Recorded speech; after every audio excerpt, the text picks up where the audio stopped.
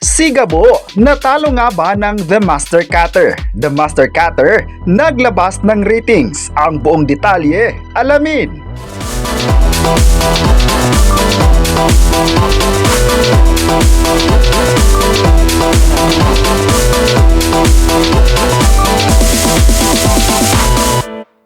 Talagang hindi pa rin nawawala sa mga netizens ang pagkukumpara ng mga palabas sa TV.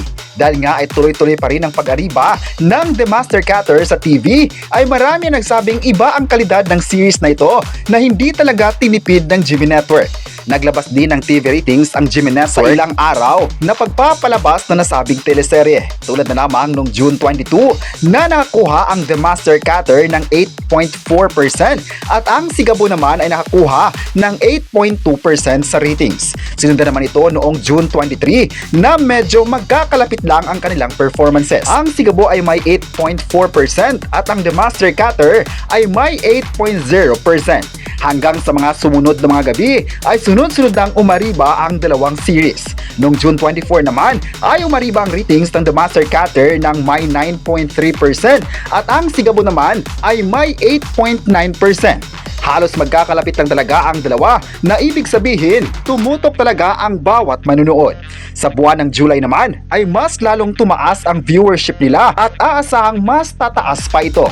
Marami naman talaga ang nahook sa mga series na ipinabas sa TV. Pero syempre, hindi naman nagpapatalo ang Sigabo dahil noong June 22 ay may 404,124 peak concurrent viewers sa digital platforms at mataas na ito sa unang pagpapalabas ng Sigabo. Sinira naman ito ng mga sumunod na gabi na halos more than 500,000 ang nakatutok. Dahil dito ay marami sa mga fans na nagsabing bet pa rin nila ang Sigabo dahil iba ang kalidad ng series na para kang nanonood ng international movie. Mas nag-level up raw ang galing ng production dahil hindi nila nabigo ang mga naghihintay sa Sigabo. Sabi nila, satisfied sila sa pagbabalik ni Coco Martin at Julia Montes sa TV dahil puno sa aksyon at inspiring stories. May nagsabi naman na gusto nila ang The Master Cutter dahil iba ang kwento at hindi tulad sa Sigabo na pinahaba lang ang kwento para maipasok ang mga artista.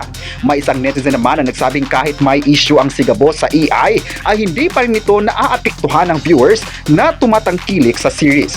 Iba naman talaga ang galing ni Coco Martin sa paggawa ng isang series at talagang pinaplano talaga bago ipapalabas sa TV.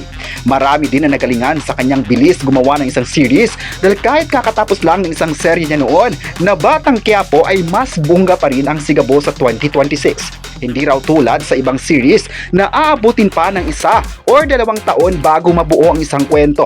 Kayo, ano ang masabi nyo na natalo raw ng The Master Cutter ang Sigabo?